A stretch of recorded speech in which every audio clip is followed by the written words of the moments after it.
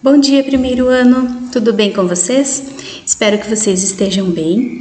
Então, hoje nós vamos trabalhar com o caderno de atividades nas páginas 13, 14, 15 e 16 e vamos encerrá-lo hoje, tá? Na próxima aula já vamos dar início à apostila 4, então quem ainda não pegou pode pegar, né, no colégio, ainda vocês têm,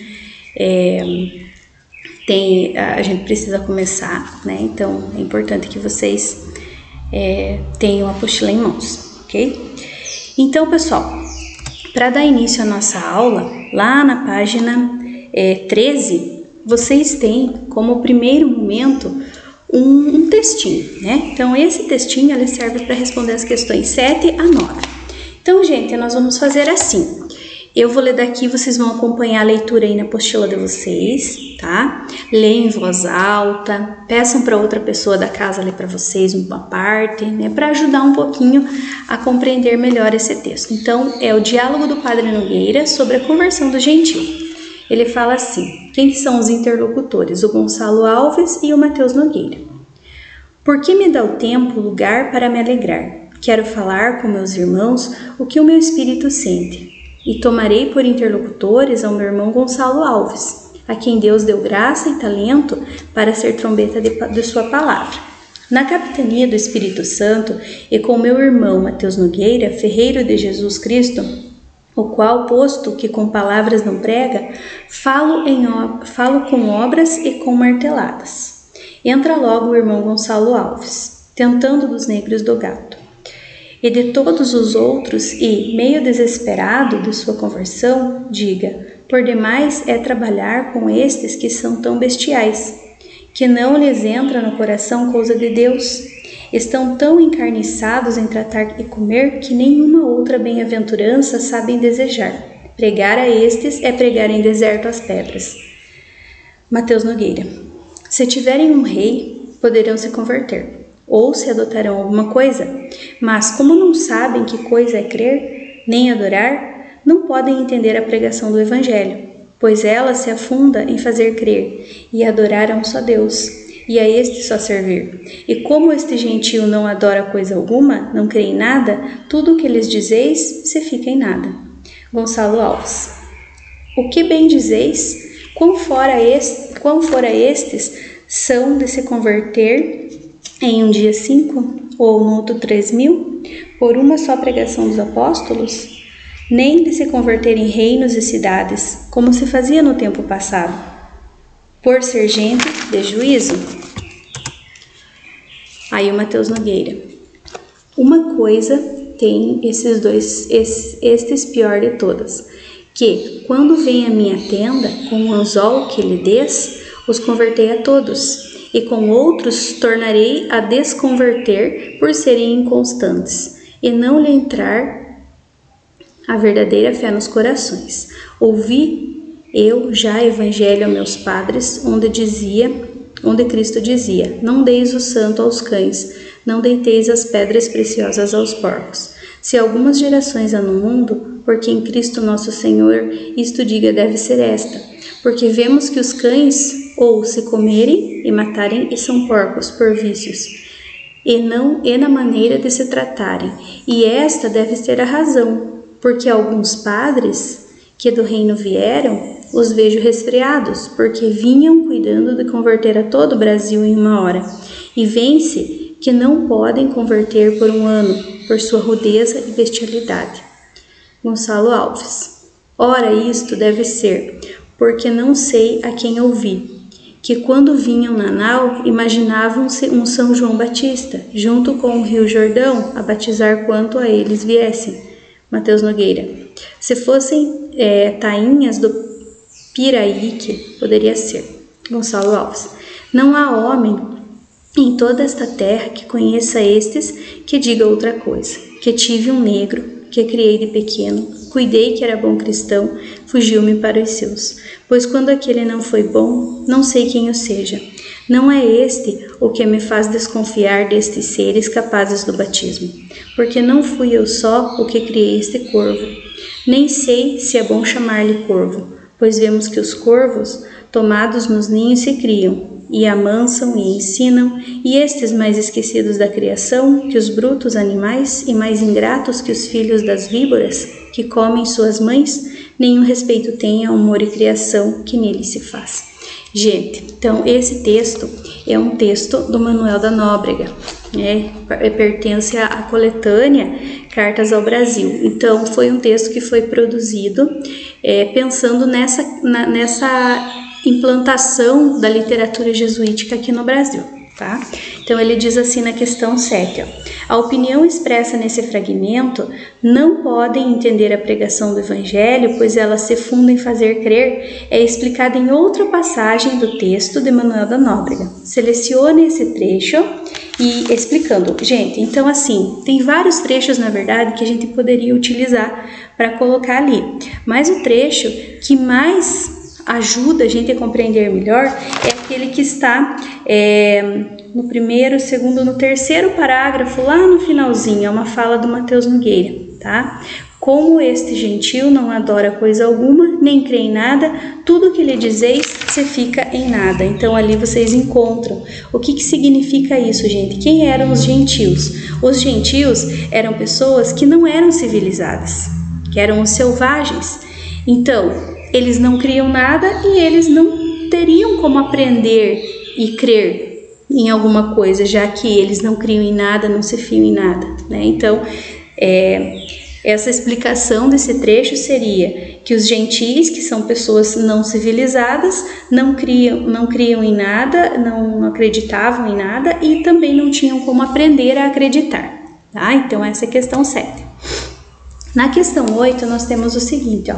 Como se percebe nos trechos, em uma de suas falas, Nogueira diz que, se alguma geração há no mundo, porque em Cristo nosso Senhor, isto diga deve ser esta, o que disse Cristo, conforme afirma Nogueira? Ele diz o quê? Aonde vocês encontram lá, gente, ó. Não deis o santo aos cães. Tá nessa página mesmo, no primeiro parágrafo. Eu quero que vocês grifem lá na apostila de vocês, na terceira linha, bem no finalzinho. Não deis o santo aos cães, nem deiteis as pedras preciosas aos porcos. Então, o que ele quer dizer isso, gente? Com essa fala, ele diz o quê? Que existe muita dificuldade de se catequizarem as populações nativas. Por quê? Porque elas eram muito rudes e bestiais, tá? Então, ali a explicação desse trecho é essa.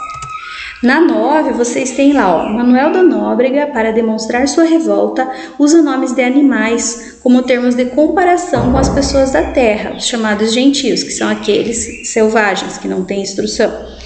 Qual é a relação estabelecida entre cães e porcos no diálogo? Eles são considerados cães, por quê? Porque existe o ritual da antropofagia, uns comem os outros, que a gente inclusive já comentou na aula passada, né? O canibalismo. E assim, isso acabou surpreendido os primeiros cronistas, né? E de porcos, por que eles chamam eles de porcos? Pelos vícios, pela maneira deles conviverem, pela forma como eles se alimentavam, né? Então, essa é a relação que ele faz. A questão 10, nós temos na página 15, vocês têm lá, ó. Define-se a literatura informativa no Brasil como? Como que foi, gente, a definição dessa literatura? Então, ó, nós temos a letra A, ó. As obras que visavam tornar mais acessíveis aos índios os dogmas do cristianismo. Então, a literatura informativa, ela não trazia isso, tá? Quem que trazia? A literatura jesuítica. A prova de que os autores brasileiros tinham em mente emancipar-se da influência europeia. Também, né? Não era esse o objetivo da literatura informativa. C. O reflexo dos traços do espírito expansionista da época colonial. Então, essa questão, gente, é a questão verdadeira. Por quê? Porque eles tinham o objetivo da expansão, né? A expansão das colônias por meio das grandes navegações. Daí a D, ó, a prova do sentimento de religiosidade que caracterizou os primeiros habitantes da nova terra. Aqui também faz alusão à literatura jesuítica.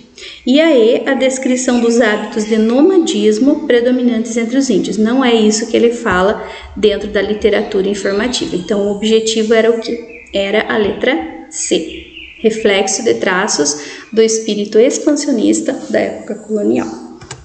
Gente, ainda na página 15, nós temos mais uma questão, a questão 11. Ele pede para que você leia o poema de Murilo Mendes. Então, gente, lá na casa de vocês, né, eu quero que vocês leiam esse poema em voz alta, fazendo a ritmação, né, fazendo a organização de sílabas fortes e fracas, para que vocês possam compreender essa parte do texto, né? Então, ali o título, ele já traz uma forma de conversa, de diálogo com outro texto, que nós já sabemos qual é, que é a carta de Pero Vaz de Caminha.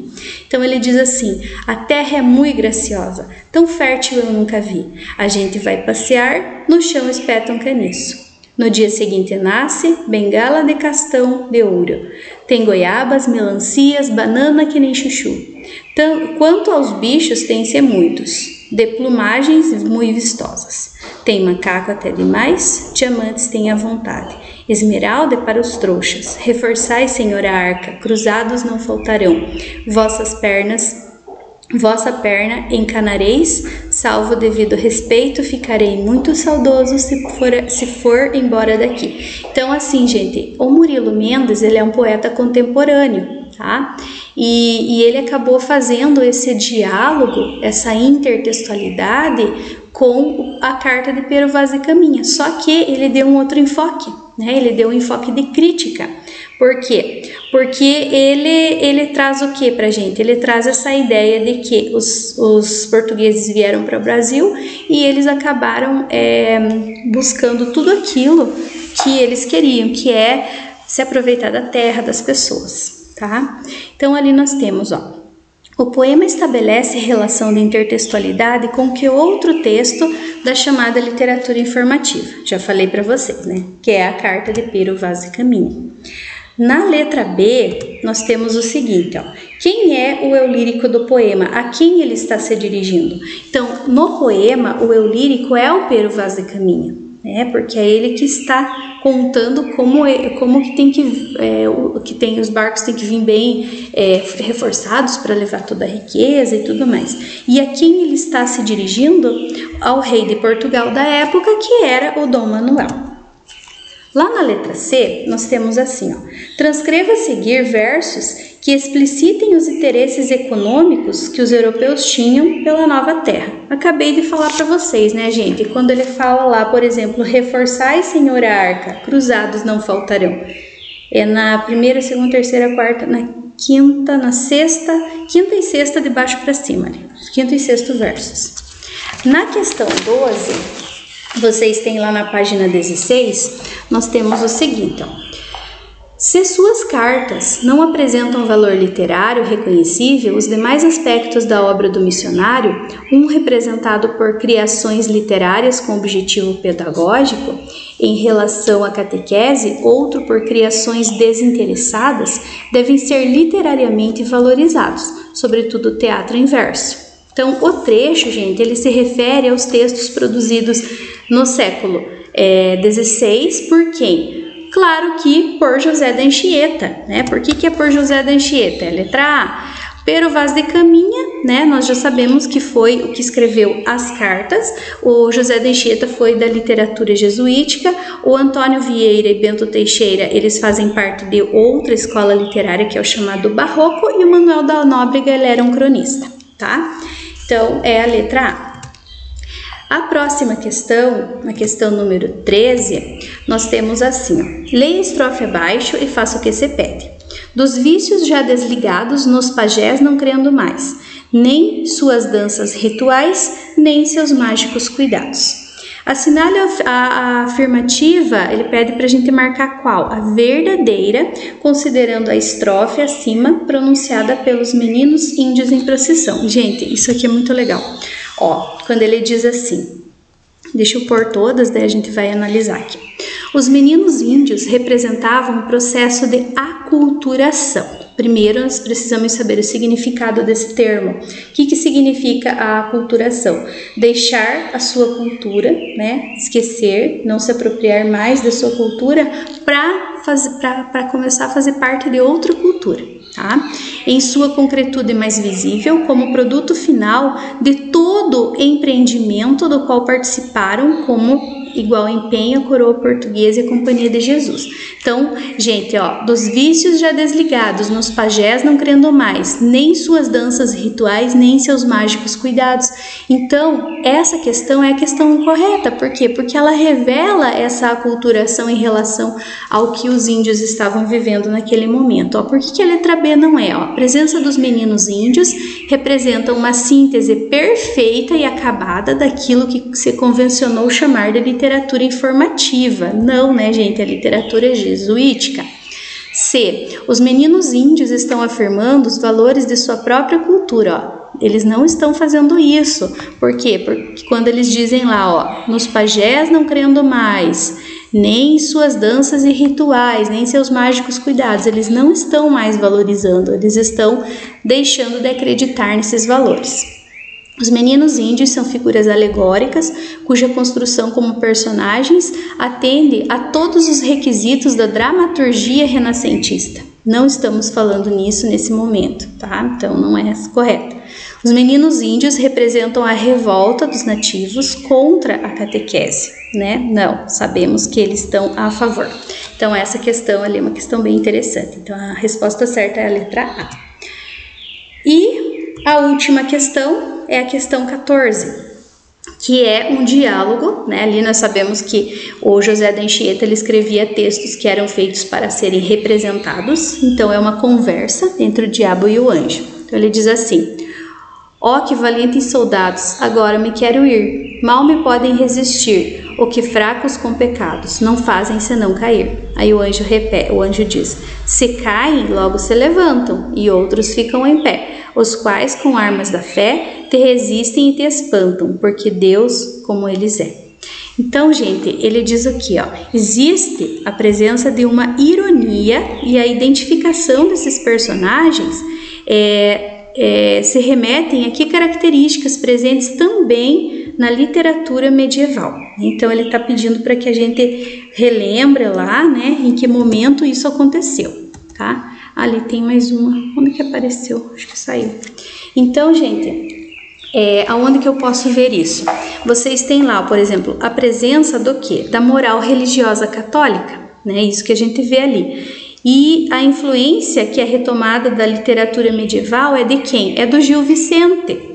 Por quê? Porque ele se preocupa com a caracterização dos extremos, como, por exemplo, o bem e o mal, a santidade e o pecado, o anjo e o diabo. E essa caracterização, ela aparece ali nesse trecho, né? Então, como que eu posso caracterizar a ironia ali, né, gente? A moral religiosa. A moral religiosa, a retomada dessa literatura que foi produzida no período medieval, principalmente referente a Gil Vicente, tá? E essa literatura ela estava preocupada com a caracterização dos extremos, bem e mal, santidade e pecado, anjo e diabo, certo? E isso acaba dando dramaticidade a esse conflito que aparece ali entre os dois, ok? Então, gente, resolvam as questões. Se vocês tiverem dúvidas em relação a alguma, me perguntem, mandem mensagem, eu vou ficar muito feliz em respondê-los, ok? Um abraço para todos e até a próxima aula.